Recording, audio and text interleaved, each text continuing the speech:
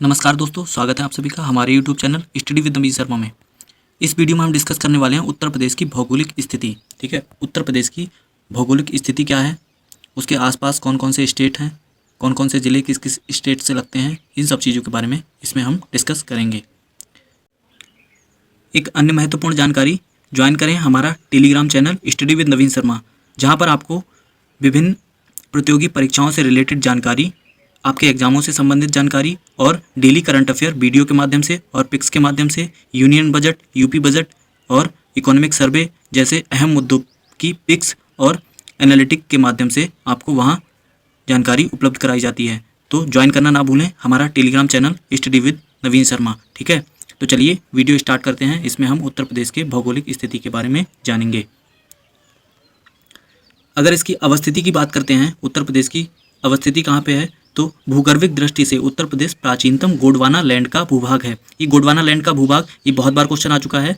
भूगर्भिक दृष्टि से कहाँ का भाग है उत्तर प्रदेश, प्राचीनतम गोंडवाना लैंड का भाग है। इसके बाद अगला तथ्य है हमारा, उत्तर प्रदेश के दक्षिण भाग में पठारी भाग प्रायद्वीपीय भाग का ही अंग है। ठीक है, उत्तर प्रदेश का जो दक्षिणी भाग है, जो बुंदेलखंड साइड का, मध्य प्रदेश साइड का, वो कैसा है, पठारी भाग है, जिसका निर्माण विंध्य क्रम की शैल द्वारा प्री कैम्ब्रियन युग में हुआ है। कब हुआ है इसका निर्माण, प्री कैम्ब्रियन युग में। ये भी क्वेश्चन बहुत बार पूछा गया है। ठीक है, कौन सी चट्टानों से हुआ है, विंध्य क्रम की चट्टानों से निर्माण हुआ है। इसके बाद अगला फैक्ट है हमारा, उत्तर प्रदेश का अक्षांशीय विस्तार कितना है, 23 डिग्री 52 मिनट से 30 डिग्री 21 मिनट। 23 डिग्री 52 मिनट से 30 डिग्री 21 मिनट इसका अक्षांशीय विस्तार है, उत्तरी अक्षांश के मध्य में। ठीक है, उत्तरी अक्षांश मध्य है। इसका कुल अक्षांशीय विस्तार कितना है, मतलब जो एरिया कवर करता है 6 डिग्री 29 मिनट। इसका जो अक्षांशीय विस्तार है कुल, वो 6 डिग्री 29 मिनट है। ठीक है, ये कहाँ से कहाँ तक है, 23 डिग्री 52 मिनट से 30 डिग्री 21 मिनट तक, और ये कितना है, तो 6 डिग्री 29 मिनट है। इसके बाद अगला फैक्ट है, उत्तर प्रदेश का देशांतरीय विस्तार 77 डिग्री 3 मिनट है। उत्तर प्रदेश का देशांतरीय विस्तार कैसा है, 77 डिग्री 3 मिनट। पूर्व से 84 डिग्री 39 मिनट पूर्वी देशांतर के मध्य है। कितने से कितने, 77 डिग्री 3 मिनट से 84 डिग्री 39 मिनट पूर्वी देशांतर के मध्य है। उत्तर प्रदेश का कुल देशांतरीय विस्तार कितना है, 7 डिग्री और 9 मिनट। 7 डिग्री 9 मिनट है कुल देशांतरीय विस्तार, 7 डिग्री 9 मिनट। कुल अक्षांशीय विस्तार 6 डिग्री 29 मिनट। ठीक है, तो 9 से याद रखेंगे, वो 29 है, ये 9 है, वो 6 है और ये 7 है। ठीक है, आपको एक महत्वपूर्ण जानकारी दें, ये वीडियो आपके उत्तर प्रदेश PCS मेंस के लिए और RO मेंस के लिए, उत्तर प्रदेश BDO के लिए, लेखपाल के लिए, UP SI और उत्तर प्रदेश के विभिन्न एग्जाम, फॉरेस्ट गार्ड, जितने भी एग्जाम कंडक्ट होने हैं सभी के लिए इक्वली इंपॉर्टेंट है। ये वीडियो आपके लिए बहुत इंपॉर्टेंट होने वाला है, क्योंकि यूपी में, क्योंकि ये चुनावी वर्ष है, तो इस बार यूपी का जो वेटेज रहने की संभावना है वो अधिक रहने की संभावना है। चुनावी वर्ष में सरकार ये चाहती है, उसकी मंशा है कि अधिक से अधिक यूपी के लोगों को रोजगार मिले, जिससे उनको चुनावी वर्ष में फ़ायदा हो सके, अपने चुनाव में फ़ायदा हो सके। तो इसलिए शायद ऐसा अनुमान लगाया जा रहा है कि उत्तर प्रदेश से जो क्वेश्चंस की संख्या रहेगी वो पहले से अधिक रहेगी। तो उत्तर प्रदेश आपके लिए एक महत्वपूर्ण पार्ट हो जाता है, तो इसे अच्छे से तैयार करें। उत्तर प्रदेश का और करंट अफेयर का हमारे चैनल पर विजिट करें, हम आपको हर चीज़ की वीडियो उपलब्ध करा रहे हैं। हम आपको प्रीवियस ईयर क्वेश्चंस को भी उपलब्ध करा रहे हैं। सारे प्रीवियस ईयर क्वेश्चंस, SI की टेस्ट सीरीज चल रही है, जिसमें प्रीवियस ईयर क्वेश्चंस को हम डिस्कस कर रहे हैं, एक एक पेपर करके। उसमें कौन कौन सी किस टाइप की हिंदी आई है, किस टाइप की GS आती है, कौन से टाइप की करंट अफेयर आती है, सारा कुछ आपको उपलब्ध कराया जा रहा है। तो सब्सक्राइब करें हमारा चैनल स्टडी विद नवीन शर्मा और बेल आइकन को प्रेस कर दें। ठीक है, तो इस वीडियो को पूरा देखें, और जितनी भी इस वीडियो की सीरीज आएंगी हम उत्तर प्रदेश को पूरा कवर करेंगे एक एक वीडियोज़ के माध्यम से। तो चलिए स्टार्ट करते हैं, आगे बढ़ते हैं। इसके बाद उत्तर प्रदेश की सीमाएँ केंद्र शासित प्रदेश दिल्ली सहित कुल 9 राज्यों केंद्र शासित प्रदेशों से लगी हुई हैं। उत्तर प्रदेश की जो सीमाएं हैं वो केंद्र शासित प्रदेश दिल्ली सहित कुल 9 राज्यों और केंद्र शासित प्रदेशों से लगी हुई हैं। उत्तर प्रदेश की सीमा को स्पर्श करने वाले राज्य हैं हिमाचल प्रदेश। कौन सा राज्य, हिमाचल प्रदेश, हरियाणा, राजस्थान, मध्य प्रदेश, छत्तीसगढ़, झारखंड और बिहार एवं उत्तराखंड, ये उत्तर प्रदेश की सीमा को स्पर्श करने वाले राज्य हैं। कितने हैं, हिमाचल प्रदेश, हरियाणा, राजस्थान, मध्य प्रदेश, छत्तीसगढ़, झारखंड, बिहार और उत्तराखंड। वैसे केंद्र शासित प्रदेश कौन सा करता है, दिल्ली। ठीक है, दिल्ली केंद्र शासित प्रदेश भी उत्तर प्रदेश को स्पर्श करता है। और केंद्र शासित प्रदेश और राज्य सहित कुल कितने हैं, 9 राज्य। ठीक है, इसके बाद अगला फैक्ट है हमारा, उत्तर प्रदेश की सीमा को स्पर्श करने वाला एकमात्र केंद्र शासित प्रदेश, तो अभी बताया हमने, दिल्ली है। इसकी सीमाएं उत्तर प्रदेश के गाजियाबाद और गौतम बुद्ध नगर से लगी हुई हैं।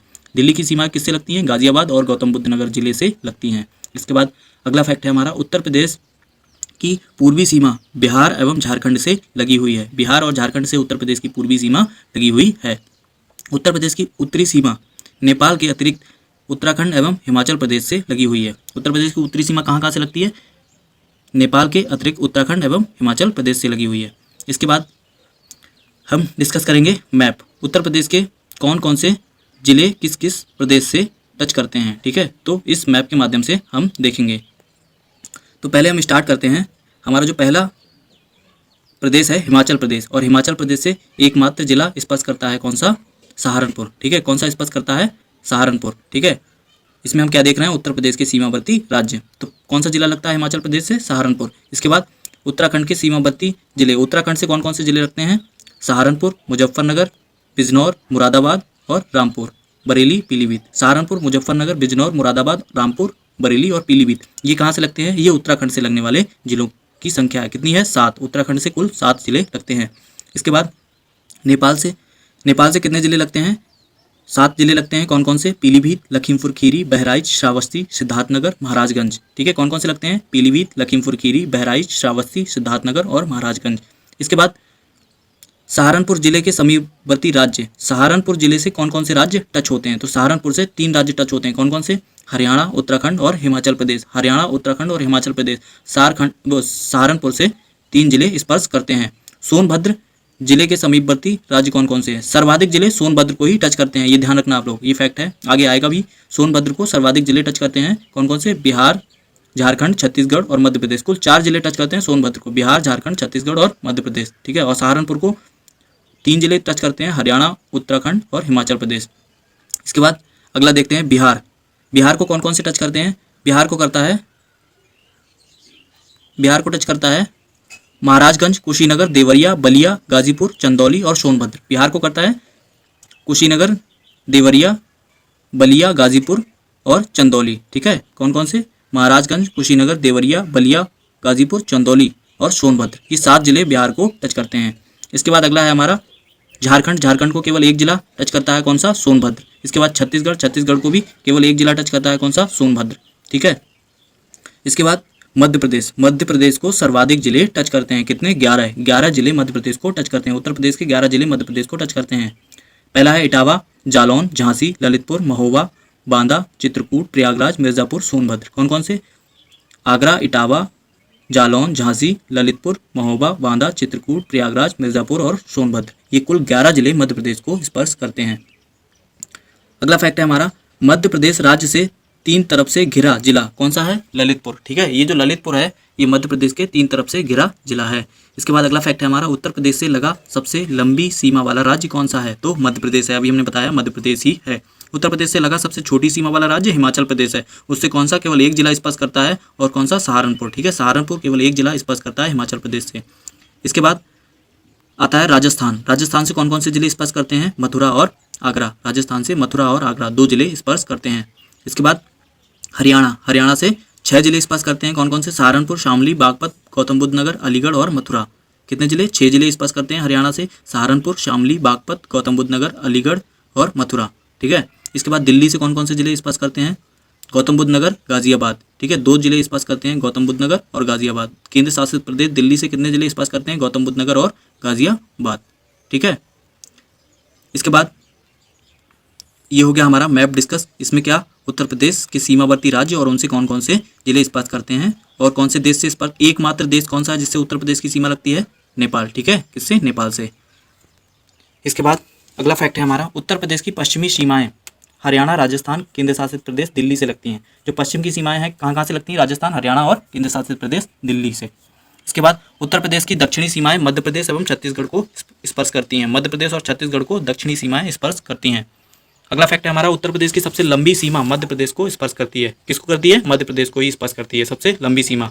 उत्तर प्रदेश का न्यूनतम सीमा रेखा से स्पर्श करने वाला राज्य अभी बताया हमने हिमाचल प्रदेश है, ठीक है। उत्तर प्रदेश का एकमात्र जिला सहारनपुर, जिसकी सीमा हिमाचल प्रदेश से लगती है। इसके अतिरिक्त इस जिले की सीमा हरियाणा एवं उत्तराखंड से भी लगती है, ठीक है। सहारनपुर की सीमा कहाँ से लगती है? हिमाचल प्रदेश और हरियाणा और उत्तराखंड, इसकी भी सीमा 3 जिलों से लगती है। उत्तर प्रदेश के सर्वाधिक 11 जिलों को स्पर्श करने वाला राज्य कौन सा है? मध्य प्रदेश, पता है आपको।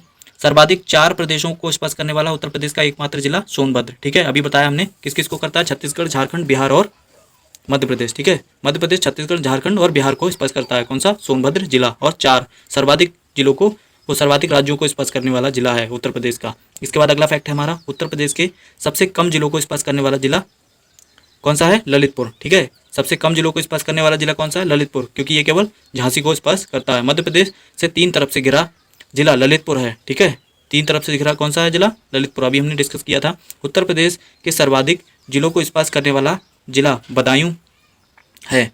ठीक है, उत्तर प्रदेश के सर्वाधिक जिलों को स्पर्श करने वाला जिला कौन सा है, जिस जिले की सीमा सर्वाधिक जिलों की सीमा के साथ स्पर्श होती है वो है कौन सा जिला, बदायूं। ठीक है, 9 जिलों की सीमा को स्पर्श करता है। उत्तर प्रदेश की सीमा को स्पर्श करने वाला एकमात्र विदेशी राष्ट्र नेपाल है, अभी हमने बताया। उत्तर प्रदेश के 7 जिलों पूर्व से पश्चिम की ओर क्रमशः, ठीक है, उत्तर प्रदेश के 7 जिलों पूर्व से पश्चिम की ओर क्रमशः नेपाल किसे किसे स्पर्श करता है, पूर्व से पश्चिम की ओर देखेंगे कौन कौन से जिले को स्पर्श करता है। पहला है महाराजगंज, दूसरा है सिद्धार्थनगर, बलरामपुर, श्रावस्ती, बहराइच, खीरी एवं पीलीभीत। कौन कौन से जिले नेपाल को स्पर्श करते हैं, महाराजगंज, सिद्धार्थनगर, बलरामपुर, श्रावस्ती, बहराइच और लखीमपुर खीरी, पीलीभीत। ये किधर से किधर थे, पूर्व से पश्चिम की ओर से स्पर्श करने वाले जिले थे। ये वीडियो आपके उत्तर प्रदेश पीसीएस मेंस के लिए भी काफ़ी इंपॉर्टेंट है, क्योंकि मेंस में इससे क्वेश्चंस खूब बनते हैं। और इस बार जो पिछला मेंस हुआ है, 2020 का मेंस हुआ है, उसमें उत्तर प्रदेश के क्वेश्चनों की संख्या अच्छी खासी थी। ठीक है, तो उत्तर प्रदेश को आप निगलेक्ट ना करें, इसको इग्नोर ना करें, इसको अच्छे से पढ़ें। उत्तर प्रदेश एक लिमिटेड सिलेबस में है और आप अच्छे से तैयार भी कर सकते हैं। आप अगर हमारी वीडियोस को पूरा देखते रहेंगे, आप अगर हमारी वीडियोस 2 बार देख लेंगे तो आपको उत्तर प्रदेश के सारे फैक्ट रट जाएंगे। आपके किसी भी एग्जाम में आपका क्वेश्चन गलत नहीं होगा। आप हमारी वीडियोस को पूरा और लगातार कंटिन्यू जब भी वीडियो आए तो देखा करिए। आपको अन्य किसी जगह से उत्तर प्रदेश विशेष को पढ़ने की ज़रूरत नहीं है। हम सारी चीज़ें, सारे फैक्ट्स आपको वीडियोस में क्लियर करवा देंगे। कोई भी फैक्ट आपका उत्तर प्रदेश से रिलेटेड इन वीडियोस के बाहर से नहीं आएगा। ठीक है, तो आगे देखते हैं विभिन्न राज्यों से लगे उत्तर प्रदेश के जिले। ये हमने मैप में ही डिस्कस कर लिया था, कौन कौन से राज्य से कौन कौन से जिले लगते हैं, तो हम इसको डिस्कस नहीं करेंगे, हम इसको ऊपर मैप में डिस्कस कर चुके हैं। इसके बाद अगला फैक्ट है, उत्तर प्रदेश का भौगोलिक क्षेत्रफल 2,40,928 वर्ग किलोमीटर है। कितना है, 2,40,928 वर्ग किलोमीटर, जो कि भारत का कुल क्षेत्रफल कितना है, 32,87,263 वर्ग किलोमीटर। 32,87,263 वर्ग किलोमीटर भारत का क्षेत्रफल है और उसका 7.33% है।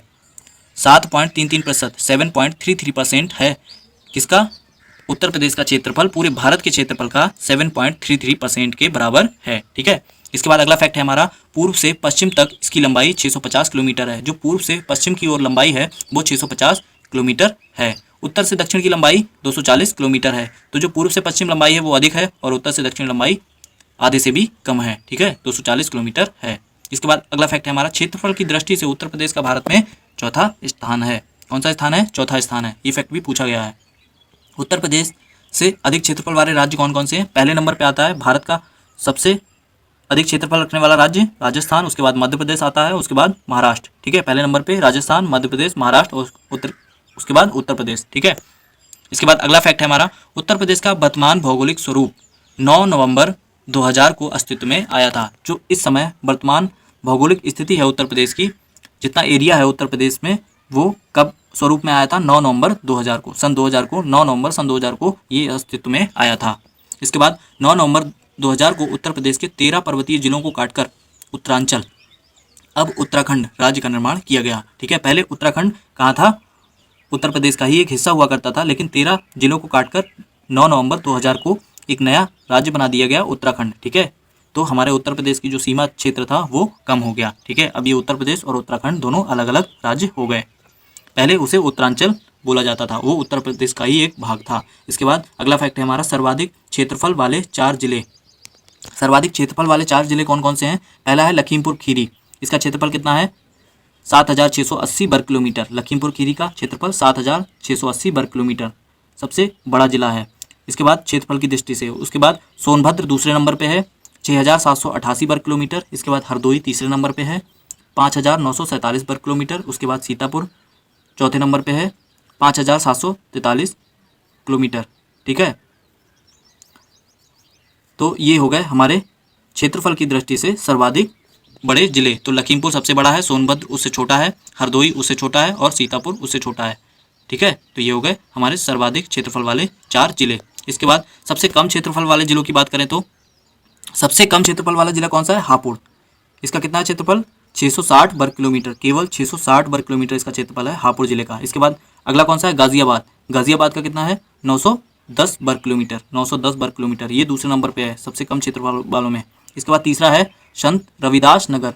संत रविदास नगर का कितना है? 1015 वर्ग किलोमीटर। ठीक है, इसका क्षेत्रफल 1015 वर्ग किलोमीटर है। इसके बाद अगला है हमारा शामली। अगला कौन सा जिला है? शामली। इसका कितना है क्षेत्रफल? 1167.58। ठीक है, 1167.58 वर्ग किलोमीटर है किसका? शामली का क्षेत्रफल। तो ये हो गए हमारे 4 सबसे कम क्षेत्रफल वाले जिले। सबसे कम क्षेत्रफल वाला पहला है जो लास्ट है, सबसे कम क्षेत्रफल वाला हापुड़, उसके बाद दूसरा है गाजियाबाद, उसके बाद है संत रविदास नगर, उसके बाद शामली। अगला फैक्ट है हमारा उत्तर प्रदेश के सबसे पूर्वी एवं पश्चिमी जिले क्रमशः बलिया एवं शामली हैं। पूर्वी जिला बलिया और पश्चिमी जिला शामली है। उत्तर प्रदेश, अगला फैक्ट, उत्तर प्रदेश के सबसे उत्तरी एवं दक्षिणी जिले कौन कौन से? उत्तरी जिला है सहारनपुर, सबसे उत्तरी सहारनपुर और सबसे दक्षिणी सोनभद्र है। ठीक है, इसके बाद अगला फैक्ट है हमारा राष्ट्रीय राजधानी क्षेत्र में सम्मिलित उत्तर प्रदेश के जिले कौन कौन से राष्ट्रीय राजधानी क्षेत्र में सम्मिलित हैं, जो राष्ट्रीय राजधानी क्षेत्र के अंतर्गत आते हैं। कौन कौन से हैं? गाजियाबाद, हापुड़, मेरठ, गौतम बुद्ध नगर, बुलंदशहर, मुजफ्फरनगर, शामली एवं बागपत। कौन कौन से हैं? गाजियाबाद, हापुड़, मेरठ, गौतम बुद्ध नगर, बुलंदशहर, मुजफ्फरनगर, शामली एवं बागपत, ये राष्ट्रीय राजधानी क्षेत्र में आने वाले जिले हैं। इसके बाद उत्तर प्रदेश का हम भौतिक विभाग देखेंगे, कितने विभागों में बांटा गया है, भौतिक रूप से कितने भागों में बांटा गया है उत्तर प्रदेश को। उत्तराखंड के गठन से पूर्व राज्य के 3 भूभाग थे। कौन कौन से? जब उत्तराखंड का गठन नहीं हुआ था उस समय कितने 3 भाग थे? एक पर्वतीय क्षेत्र था, दूसरा मैदानी क्षेत्र था, तीसरा दक्षिण का पठारी क्षेत्र था। पर्वतीय क्षेत्र ऊपर साइड का, उत्तर का, उसके बाद मध्य का मैदानी क्षेत्र और दक्षिण नीचे साइड का पठारी क्षेत्र था। ठीक है, परंतु उत्तराखंड के गठन के बाद पूरा पर्वतीय क्षेत्र उत्तर प्रदेश से अलग हो गया। जो पर्वतीय क्षेत्र था वो कहाँ चला गया? उत्तराखंड में। ठीक है, और अब इस पर्वतीय क्षेत्र से लगा हुआ भावर तराई क्षेत्र ही उत्तर प्रदेश में बचा हुआ है। पहले क्या पर्वतीय क्षेत्र भी आता था, लेकिन उत्तराखंड जब अलग हो गया तो अब कौन सा आता है? भावर का तराई क्षेत्र आता है, जहाँ से नदियाँ कैसी छुप जाया करती हैं, नीचे नीचे गड्ढे में बहती हैं, ऊपर से नहीं दिखाई देती हैं, मतलब बहुत बहुत मृदा अपरदन जहाँ पे अधिक होता है, तो वो कौन सा क्षेत्र है? वो कहलाता है भावर का तराई क्षेत्र। ठीक है, इसके बाद अगला फैक्ट है हमारा उत्तर प्रदेश को वर्तमान में मुख्यतः 3 प्राकृतिक प्रदेशों में विभाजित किया गया है। ठीक है, ये क्वेश्चन आया हुआ है 2019 के पीसीएस मेंस में। 2019 के पीसीएस मेंस में दक्षिण का पठारी प्रदेश के बारे में पूछा गया है विस्तार से। तो ये आपके लिए पीसीएस के लिए भी बहुत इंपॉर्टेंट है, पीसीएस के मेंस के लिए और प्री के लिए, दोनों के लिए बहुत इंपॉर्टेंट है। आरओ मेंस और प्री दोनों के लिए बहुत इंपॉर्टेंट है। तो इस वीडियो को बिल्कुल स्किप ना करें, पूरा वीडियो देखें। उत्तर प्रदेश को वर्तमान में मुख्यतः 3 प्राकृतिक प्रदेशों में विभाजित किया गया है। कौन कौन से में?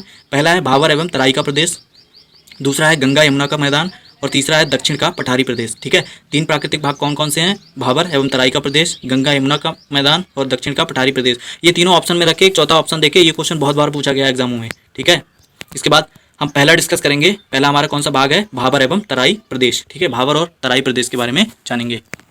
पश्चिम में सहारनपुर से लेकर पूर्व में देवरिया एवं कुशीनगर पडरौना तक एक पतली सी पट्टी। ठीक है, पश्चिम में सहारनपुर से लेकर और पूर्व में देवरिया तक की, देवरिया एवं कुशीनगर के पडरौना तक एक पतली सी पट्टी है जो ऊपर साइड में है, उत्तर साइड में, भावर और तराई कहलाती है। ये कैसा क्षेत्र है? भावर और तराई। यहाँ पे नम जलवायु भी पाई जाती है और यहाँ पे नदियाँ क्या छुप जाया करती हैं, नीचे नीचे बहती हैं, मतलब चट्टानें होती हैं छोटी छोटी, उनके अंदर से, उनके इधर उधर से बहती हैं, जो दिखाई नहीं देती हैं। मतलब यहाँ पे मृदा अपरदन भी अच्छा खासा होता है। इसके बाद अगला जो हमारा फैक्ट है वो है भावर क्षेत्र में नदियाँ लुप्त हो जाती हैं। ठीक है, वही जो हम बता रहे थे, कैसी हो जाती हैं? लुप्त हो जाती हैं, जो तराई क्षेत्र में फिर से प्रकट हो जाती हैं। जैसे ही मैदानी भाग आता है वैसे ही वो नदियाँ फिर से प्रकट हो जाती हैं। भावर क्षेत्र में जलोढ़ पंख और जलोढ़ शंकु जैसी आकृति जैसी नदी से निर्मित स्थलाकृतियाँ बनती हैं। ठीक है, जलोढ़ पंख या जलोढ़ शंकु जैसी आकृतियाँ नदियाँ बनाती हैं। कहाँ? भावर क्षेत्र में। ठीक है, इसके बाद अगला फैक्ट है भावर क्षेत्र वह पर्वतीय भूभाग है जो कंकड़ पत्थर से निर्मित है। कैसा भाग है? भावर क्षेत्र कंकड़ पत्थरों से निर्मित भाग है। यहाँ कंकड़ पत्थर हैं, तो जो बड़े बड़े पत्थर हैं, कंकड़ हैं, उनके नीचे से भी नदी बहती रहती है और ऊपर से लगता है कि पत्थर रखा हुआ है, तभी कहते हैं कि नदियाँ यहाँ पर छुप जाया करती हैं। अगला फैक्ट है इस क्षेत्र का विस्तार उत्तर प्रदेश के बिजनौर, सहारनपुर, पीलीभीत, शाहजहाँपुर एवं लखीमपुर खीरी जिलों में है। कहाँ कहाँ है इसका विस्तार? जो हमारा भाभा क्षेत्र है, बिजनौर, सहारनपुर, पीलीभीत, शाहजहाँपुर, लखीमपुर खीरी। कितने जिलों में? 5 जिलों में, बिजनौर, सहारनपुर, पीलीभीत, शाहजहाँपुर और लखीमपुर खीरी। ठीक है। इसके बाद अगला फैक्ट है हमारा, पश्चिम में यह क्षेत्र 34 किलोमीटर चौड़ा है। भाबर तराई का क्षेत्र जो है वो, भाबर का क्षेत्र वो पश्चिम में कितना चौड़ा है? 34 किलोमीटर चौड़ा है। और परंतु पूर्व की ओर बढ़ने के साथ यह संकरा होता जाता है, और जब पूर्व की तरफ बढ़ते हैं तो ये पतला होता जाता है। इसका कारण ये है कि पश्चिम में ऊंचाई अधिक है। पश्चिम में जो हमारी सतह ज़मीन की ऊंचाई है वो अधिक है समुद्र तल से, और उधर से जब इधर को आते हैं तो मैदानी क्षेत्र बढ़ता जाता है, और भाबर का जो तराई क्षेत्र है या यूं कहें कि जो हिमालय का क्षेत्र है, जो पहाड़ी क्षेत्र है, वो थोड़ा ऊपर को है। उस साइड में, पूर्व साइड में कैसा है? ऊपर साइड में है, तो नीचे क्या है? मैदानी भाग आ जाता है। तो उस साइड में उत्तर प्रदेश में जो भाबर का क्षेत्र है वो पतला पाया जाता है, और पश्चिम साइड में 34 किलोमीटर चौड़ा है, लेकिन उधर पूर्व साइड में पतला हो जाता है। इसके बाद अगला फैक्ट है हमारा, तराई क्षेत्र। तराई क्षेत्र भाबर के दक्षिण में दलदली एवं गाद मिट्टी वाला क्षेत्र है, जो महीन अवसादों से निर्मित होता है।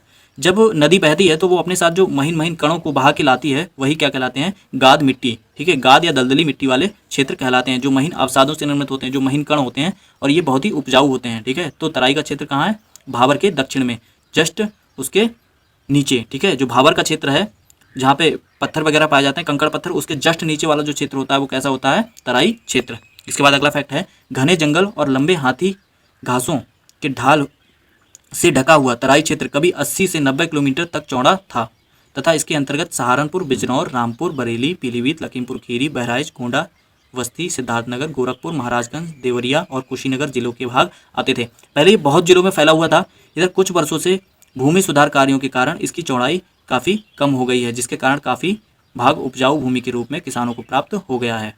ठीक है, अब क्या है, पहले तो ये भाग अधिक क्षेत्रफल में फैला हुआ था, लेकिन भूमि सुधार कारणों से, भूमि सुधार कारण मतलब क्या है? जगह को समतल कर लिया जाता है। ठीक है, जगह को समतल कर लिया जाता है और उसे उपजाऊ भूमि के रूप में किसानों को प्रदान कर दिया गया, जिससे वो वहाँ कृषि करने लगे। भूमि को समतल कर करके उसे कृषि योग्य बना दिया गया। इससे इस क्षेत्र की जो भाबर और तराई का क्षेत्र था उसकी चौड़ाई कम हो गई। पहले कितनी थी? 80 से 90 किलोमीटर हुआ करती थी। अब कितनी बची है? अब कम बची है। कितनी? पश्चिम साइड में 34 किलोमीटर बची है, बाकी पूर्व में बहुत ही पतली होती जाती है। इसके बाद यहाँ कौन कौन सी फसलें होती हैं इस क्षेत्र में? गन्ना, गेहूं और धान की फसलें रिकॉर्ड पैदावार दे रही हैं। अनेक जगहों पर जूट की अच्छी खेती हो रही है। जो हमारा नदियों के पास का क्षेत्र होता है वो बहुत अधिक उपजाऊ होता है। यहाँ गेहूं, धान और गन्ना की फसलें बहुत अच्छे प्रकार से होती हैं, और जूट की खेती आमतौर पर कहाँ होती है? जो हमारे नदीय या समुद्रीय इलाके होते हैं, नदीय क्षेत्र, खासतौर पर नदीय क्षेत्र, जो नदी के पास में क्षेत्र पाया जाता है, उसमें जूट की खेती की जाती है। ठीक है, ये बहुत ही उपजाऊ भूमि होती है। इसके बाद अगला फैक्ट है, उत्तर प्रदेश के ऊंचाई वाले भागों में मिलने वाली प्राचीनतम जलोढ़ मिट्टी को राढ़ के नाम से जाना जाता है। ठीक है, उत्तर प्रदेश के ऊंचाई वाले भागों में, जो ऊंचे स्थान वाले भाग हैं उत्तर प्रदेश के, वहाँ पे जो जलोढ़ मिट्टी पाई जाती है उसे क्या कहते हैं? राढ़। ठीक है, उसे राढ़ नाम से जाना जाता है। इसके बाद अगला फैक्ट है हमारा, भाबर क्षेत्र और दक्षिणी पूर्वी क्षेत्र को छोड़कर पूरा प्रदेश नदियों द्वारा बाढ़ के दौरान लाई गई कांप मृदा से बना है। ठीक है, भाबर क्षेत्र एवं दक्षिण पूर्वी क्षेत्र, जो भाबर का क्षेत्र है, और नीचे साइड का जो दक्षिणी पूर्व क्षेत्र है, जो पठारी भाग से थोड़ा रिलेटेड है, उसको छोड़कर पूरा प्रदेश कैसा है? नदियों द्वारा बाढ़ के दौरान लाई गई कांप मृदा से बना है। जो पूरा प्रदेश है, बीच वाला एरिया है, उसमें बहुत अधिक नदियां हैं और उन्हीं से बना हुआ क्षेत्र है, उन्हीं द्वारा बहाकर लाई गई कांप और मिट्टी से बना है। ठीक है, इसके बाद अगला जो हमारा क्षेत्र आता है कौन सा है? गंगा यमुना के विस्तृत मैदानी प्रदेश। ठीक है, अगला जो हमारा भौगोलिक विभाजन में पहला अगला पार्ट आता है वो गंगा यमुना के विस्तृत मैदानी प्रदेश हैं। ये कहाँ आते हैं? ये बीच में, जो हमारा नीचे का है बुंदेलखंड का पठार और ऊपर है भाबर का क्षेत्र, उनके बीच में जो स्थान पाया जाता है, जो समतल भूमि है, उसे ही गंगा यमुना के विस्तृत मैदानी प्रदेश कहते हैं, क्योंकि यहीं पे गंगा यमुना नदियों का विस्तार अधिक मात्रा में है। ठीक है, इसमें देखते हैं इसके फैक्ट्स। इसको 3 उप विभागों में बांटा गया है। इसको भी 3 उप विभागों में बांटा गया है। गंगा यमुना का ऊपरी मैदान, गंगा यमुना का मध्य मैदानी प्रदेश और गंगा यमुना का पूर्वी मैदानी प्रदेश। तो देखते हैं गंगा यमुना के, पहला फैक्ट है, गंगा यमुना के ऊपरी मैदान का विस्तार लगभग 500 किलोमीटर लंबी एवं 80 किलोमीटर चौड़ी पट्टी के रूप में है। जो ऊपरी गंगा यमुना का मैदान है वो 500 किलोमीटर लंबी और 80 किलोमीटर चौड़ी एक पट्टी के रूप में विस्तृत है। ठीक है, अगला फैक्ट है हमारा, गंगा यमुना के मध्य मैदानी प्रदेश का विस्तार उत्तर प्रदेश के सहारनपुर, बिजनौर, मेरठ, मुजफ्फरनगर, बुलंदशहर, अलीगढ़, हाथरस, मथुरा, आगरा, मैनपुरी, एटा, बदायूं, मुरादाबाद तथा बरेली जिलों में मिलता है। गंगा यमुना के जो मध्य मैदानी प्रदेश का विस्तार है वो इतने जिलों में है। कौन कौन से? सहारनपुर, बिजनौर, मेरठ, मुजफ्फरनगर, बुलंदशहर, अलीगढ़, हाथरस, मथुरा, आगरा, मैनपुरी, एटा, बदायूं, मुरादाबाद तथा बरेली जिलों में है, जो ऊपरी गंगा मैदान का प्रदेश है, गंगा यमुना का जो मैदान है। इसके बाद अगला फैक्ट है हमारा, गंगा के पूर्वी मैदान का विस्तार, जो पूर्व में पाया जाता है बिहार साइड में, उसका विस्तार कौन कौन से जिले में है? उत्तर प्रदेश के कौन कौन से जिले में है? वाराणसी, जौनपुर, गाजीपुर, आजमगढ़, बलिया, मिर्ज़ापुर और सोनभद्र, संत रविदास नगर। ठीक है, कौन कौन से जिले में है पूर्वी मैदान? गंगा के पूर्वी मैदान का विस्तार वाराणसी में, जौनपुर में, गाजीपुर में, आजमगढ़ में, बलिया में, मिर्ज़ापुर में, सोनभद्र में और संत रविदास नगर में। अगला फैक्ट है हमारा, गंगा यमुना के मैदान का निर्माण कांप मिट्टी से हुआ है। किससे हुआ है? कांप मिट्टी से निर्माण हुआ है। किसका? गंगा यमुना का। गंगा यमुना के विस्तृत मैदान प्रदेश की समुद्र तल से औसत ऊंचाई 30 किलोमीटर है। गंगा यमुना के जो विस्तृत मैदान है उनकी समुद्र तल से औसत ऊंचाई 300 मीटर है। इस विस्तृत मैदानी प्रदेश का निर्माण अभिनूतन एवं अतिनूतन युग में नदी घाटी के अवसादीकरण से हुआ है। ठीक है, ये जो मिट्टी है इसका जो विस्तार है इस विस्तृत मैदानी प्रदेश का, वो अतिनूतन युग की अवसादीकरण से हुआ है। नदी घाटी में अवसादी मतलब जो पठारी अवसाद होते हैं जो नदियों द्वारा बहा कर लाए गए होते हैं और उन्हीं के इकट्ठा होने से इस मिट्टी का निर्माण होता है। यहाँ के मैदानी प्रदेश का निर्माण हुआ है। इस विस्तृत मैदानी प्रदेश का ढाल पश्चिमांचल में उत्तर से दक्षिण की ओर तथा पूर्वांचल में पश्चिमोत्तर से दक्षिण पूर्व की ओर है। कैसा है? इस विस्तृत मैदान का भाग जो पूर्वी गंगा का मैदान है वो पश्चिमांचल मतलब पश्चिम की साइड में उत्तर से दक्षिण, पश्चिम की साइड में उत्तर से दक्षिण है की ओर है, और पूर्व साइड में पूर्वांचल में कैसा है? पश्चिमोत्तर से दक्षिण पूर्व की ओर है। ठीक है, पश्चिम और उत्तर की साइड से दक्षिण पूर्व की साइड में है। इसके बाद अगला हमारा भाग है जो हमारे भौगोलिक प्रदेश को भौगोलिक दृष्टि से तीसरा जो भाग है वो कौन सा है? दक्षिण का पठारी प्रदेश।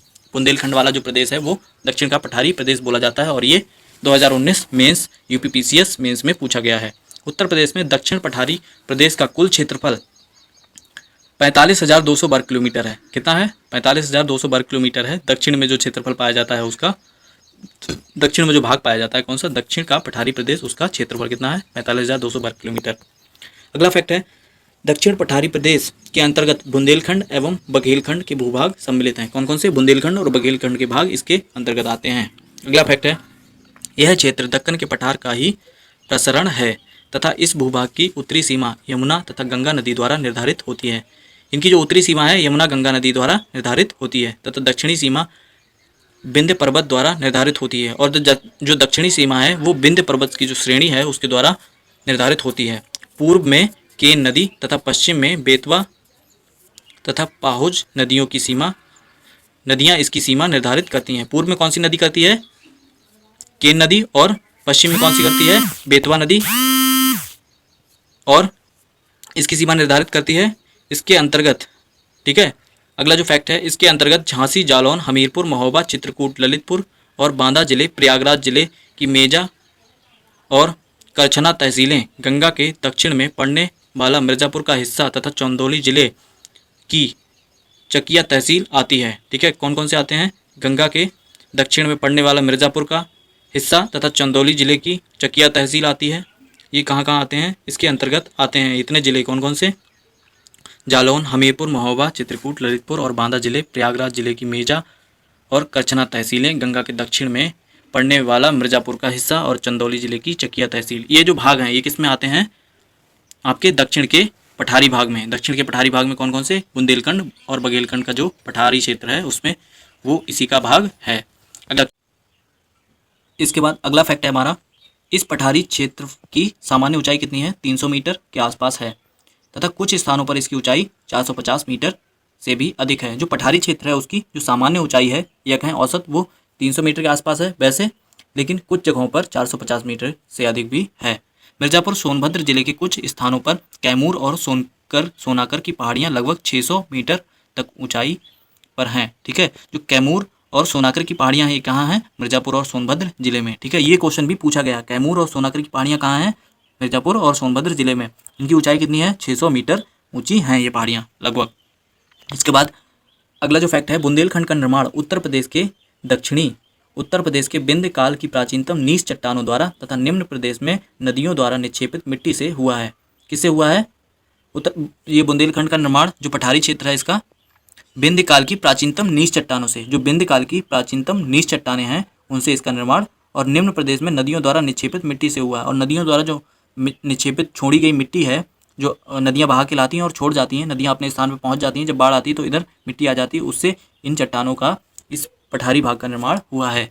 बुंदेलखंड के पश्चिमी भाग में काली मृदा, जो पश्चिमी भाग है इसमें काली मिट्टी रेगुर जिसे बोलते हैं, रेगुर का विस्तार है। ठीक है, जो मालवा पठार का ही विस्तार है, जो मालवा के पठार का विस्तार है। कैसी काली मिट्टी है? कहाँ? बुंदेलखंड के पश्चिमी भाग में, और ये मालवा पठार का भाग है। इसे और क्या बोलते हैं? काली मिट्टी को रेगुर मिट्टी भी कहते हैं। ठीक है, ये क्वेश्चन पूछा गया है। कैमूर श्रृंखला बुंदेलखंड से लगी हुई है। बुंदेलखंड के पठार से ही या बुंदेलखंड से लगी हुई कौन सी है? कैमूर की श्रृंखला। ठीक है, और ये कैमूर की श्रृंखला कहाँ पाई जाती है? मिर्जापुर जिले में, मिर्जापुर और सोनभद्र जिलों के आसपास पाई जाने वाली है ये श्रृंखला। इसके बाद इसकी रचना विंध्य शैलों से ही हुई है। जो कैमूर की श्रृंखला है इसकी रचना किससे हुई है? विंध्य शैलों से ही हुई है।